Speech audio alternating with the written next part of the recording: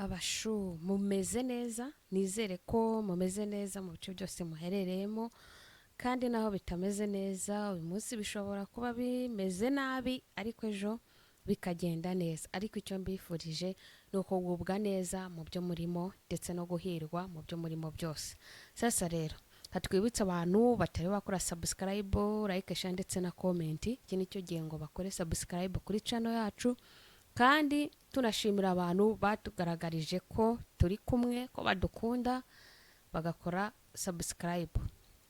Twagarutse rero kuri filime Inzira y'umusaraba, tugiye kwivugira muri makeya muri episode icyo twifuza cyazamo ni integuza ko twabonye Fabiola na Isimbi bari mu kagambane ko kuba bagirira nabi Kanyana. Aho Kanyana we ntiyaba agiye kwicwa? Ni murabyumva gute? Kanyana arakoresha ngamba ki cyangwa se arabigenza ate kugira ngo akire cyangwa se ave mu menyo ya rubamba?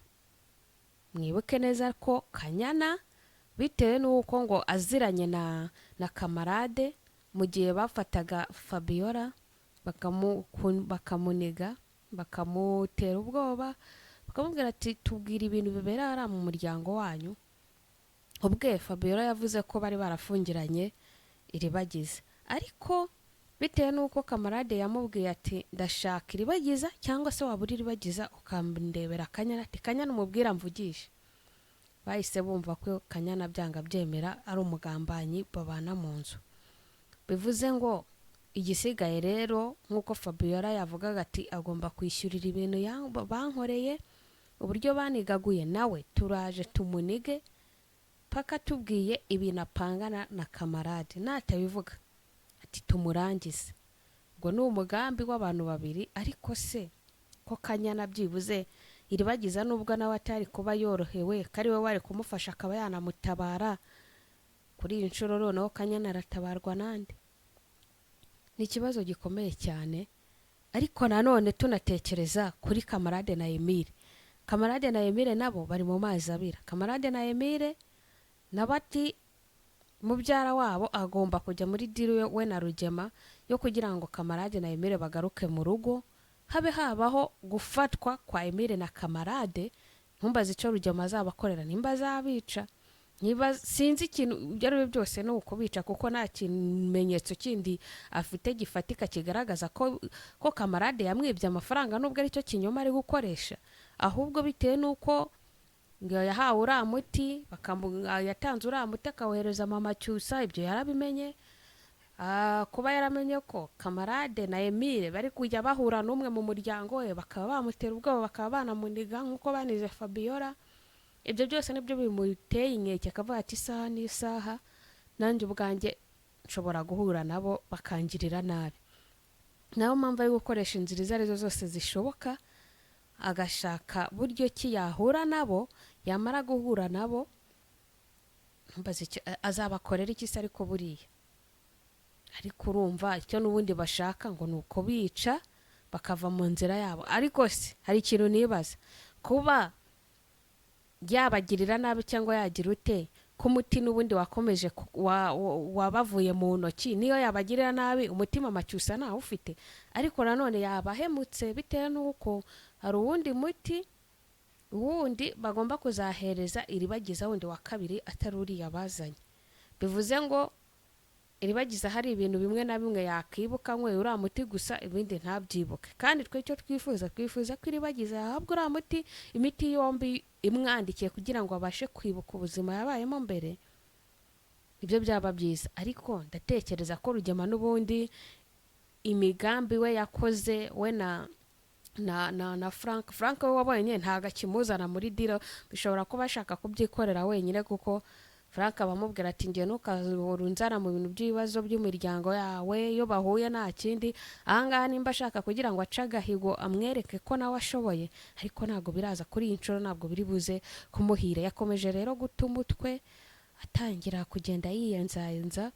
Ubwo papa Cyusa yari yaje kumureba ngo baganire, yahise amwataka amubwira nabi, amubwira ati wowe mubwira igihugu cyawe kingarurira umwana. Ndakamubwira ati ibyo rero umusaza utuje akamubwira ati ibyo rwose byikuremo byararangiye ibyo kuvuga ngo abana bagaruke byo nta byibagirwe. Uzi igihe bagarukira ni igihe mwebwe ubwanyu mu famiye mwicaye, kuko twe nta kibazo dufite, abana turabashyigikiye umubano wabo. Ati uretse mwebwe ikibazo nicyo gisigaye, mwebwe mutumva, mudashobora kwicara ngo muhuze ibitekerezo mutekereze ku bana banyu. Ati ariko twebwe uwacu ko twari tumuhangayikiye yaraduhamagaye tubwira ko ameze neza kandi ari kumwe n'umukobwa wanyu bameze neza. Ati rero nangarurira umwana. Ndamubwira ati kumugarura ntago byabahira, bitewe n'uko bo yambwiye ko kugira ngo bagaruke birasaba ko mwe bwanyu mwemera akagaruka mu rugo nk'umwana bagasaba imbabazi bakirega, hanyuma mukabarekera uburenganzira bwabo bakaba bakora ubukwe bakabana neza nta kibazo. Rugema bakimubwira ati ni ukugira ngo abane na Iribagiza, ati ntibishoboka ko Cyusa yabana na Iribagiza, ati kandi bari kumwe. Undi aramubwira ati none ko nimba bari kumwe urambwira ngo tubahe uburenganzira bwo kubana, tuzabaha uburenganzira bubiri. Undi aramubwira ati ni uburyo kugira ngo bakore ibintu binyuze mu mucyo, mubemerere baze basabe imbabazi, birege, basabe bakwe, imihango yose y'ubukwe ikurikirana. Ariko kumva Rugema ntabyikoza, ahubwo we atsimbaraye kumva nge ndashaka kubona Cyusa abanye, hanyuma we yateye inda abane na Isimbi. Ariko uretse ko Rugema yirengagiza, kera mu ma episode yagiye abanza ubwo Nyiranambara afashe agafata abana bose akabita ba Isimbi akamujisha akavuga ati ibintu muri gukora, ati ngaho nibereye bizabagaruka. Ari nabyo rero byabagarutse, ari nabyo byatumye Isimbi amera kuriya, ari nabyo byatumye Nyiranambara ajya muri stress ngazira kamera nk'umusazi. Aravuga ati utwo tunama muba murimo, ubwo yari Fabiola na Nyiranambara na Isimbi, ubwo bose Isimbi nyine yiyita ko ari Iribagiza. Gisara amubwira ati murimo muravuga Iribagiza ngo na karyarya ngo ibiki muri kumuvugaho ibiki. Arangije ahita amubwira ati ariko ibintu byo kuba mwariyisa andi mazina, ibi bintu bizakugaruka wowe wa mukobwa we, kuki uri kugendera mu bitekerezo mama wawe ari kugushyiraho. Ati ngaho nibereye ibintu mwakoze bizabagaruka. Ari nabyo byabagarutse nubwo Rugema ageraho akirengagiza, ariko yari yarabibabwiye. N'ubu rero arakitsimbarayeho avuga ngo Cyusa ntago agomba kubana na Iribagiza kandi bari kumwe. Isimbi ibigaragara byo nuko yagarutse iwabo. Ntago mwamubonye se muri episode yabanje, yagarutse iwabo. Mu kugaruka agaruka bari mu migambi we na Fabiola, bivuze ngo ashaka kutazongera gutekereza gusubira kwa Nkubito. Kandi agarutse akajya iwabo ibyo byaba byiza kurushaho, bitewe n'uko yabatanze rugari, ndetse n'uwo bita Fisto bakamwirukana. Kwa ngaha yabatanze rugari rwose, noneho inuza Cyusa akajya yibanira na Iribagiza neza nta stress. Uriya mukobwa agategereza igihe azabyarira, bazapima basanga umwana ari uwe, hanyuma Cyusa akamufasha, cyangwa umwana ava ku mubyeyi amaze imyaka 7 akamurera, akajya amufashiriza iwabo. Imyaka 7 yagerayo yakumva adashaka gukomeza ngo amurere, akamuhereza papa we. Siko mubyumvara, ariko byibuze ati adatandukiriye ngo areke cyangwa se areke nyine urukundo rwabacyusa ababangamire. Icyo tudashaka nuko Isimbi ahagarika gukomeza kubangamira umubano wa Iribagiza na Cyusa. Mwese ko mubyumva. Hanyuma rero ibiro nuko byakomeje kuba ibibazo aho bari ba Rugema aho Kamarade na Emile bari mu buzima bushaririye, yewe nabo bari guhigira wa muti nyine Iribagiza ari na Cyusa, nabo bari mu buzima bushaririye. Bivuze ngo urukundo nyakuri ruhura n'ibigeragezo, urukundo nyakuri ruhura n'ibibazo bitandukanye, ari nabyo Iribagiza na Cyusa babayemo muri iyi minsi. Ariko bivuze ngo nubwo bari mu bibazo baharaniye urukundo rwabo nk'uko baruruhiye. nkubuke neza iribagiza yajyaga yasanga Cyusa bamushimuse bamuziritse amaboko akamubohora akamurwaza.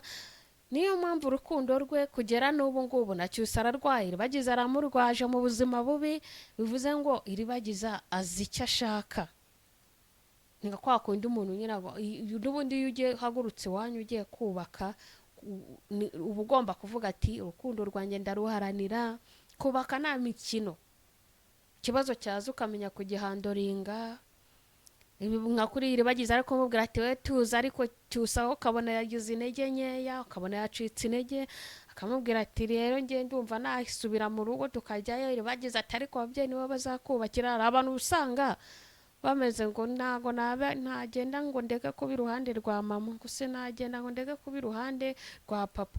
ugasanga niyo myumvire afite cyangwa niko ateye. ariko iribagiza ibyo byose agerageza guhumuriza umukunzi we, akamubwira ati n'urugamba rukomeye ruba rugiye kurangira, ibi bihe turimo tuzabivamo, kandi hari igihe unyura mu bintu kugira ngo binakwigisha ati ibi ngibi nibyo bidufasha gukomera, ibi ngibi biba biri kutwigisha, tari ko kurwana ni ugushobora. reka dukomeze tugerageze, ubuzima buzahinduka. ariko mu gihe butarahinduka twaba twifashishije n'ababyeyi babo. ariko Cyusa nawe akagerageza kwihagararaho nyine bimwe bya kigabo, ariko ibyo ari byo byose byagezeho akajya yumvira iribagiza, akamwumvira akavuga ati byanga byemera, reka nyine twihangane dushinyirize, ibintu bizagenda neza. sasa rero tugiye kujya tunabana no mu biganiro bisanzwe. numvishe ngomba kujya nza nkabaganiriza ku biganiro bisanzwe mu buzima bwa buri munsi. nzajya nza tuvuge ku nzira y'umusaraba, ariko ngire n'ikintu cy'umwihariko wanjye ngomba kuwusangiza abakunzi ba Mama Jay-Z byubaka society. ikiganiro giteguye nka Real Life, umva mu buzima busanzwe, haba ku ruhande rw'urubyiruko, haba ku ruhande rw'imiryango, ngo ndavuga umugore n'umugabo n'abana, mbese mu buzima bwa buri munsi tuganira mu ibitekerezo byanyu, tubisangiza, tugira abantu inama bafite ibibazo. ndashaka ko ibi bintu muzabimfashamo, tukajya tubibanamo neza, hanyuma tukagenda tugira uti duhanahana amakuru cyangwa se duhanahana ibitekerezo. reka cumbikishiriza ahangaha rero, turaza kuza hari igihe turi buze gukora akarayivu tukaganira, buri wese akisanzura akajya atanga igitekerezo cye. cyo mbasabye ni ukwishyigikira kandi mukabana nanjye, kugira ngo izo nama nazo zirakenewe. tuzisanisha n'ubuzima no muri filime, tubisanisha n'ubuzima bwo hanze, imiryango uko yari ikuriye kubana, ibintu nk'ibyo. reka mbashimire rero, cyo musabwa ni ugukora subscribe, like, share ndetse na comment. ndabakunda cyane, bye bye.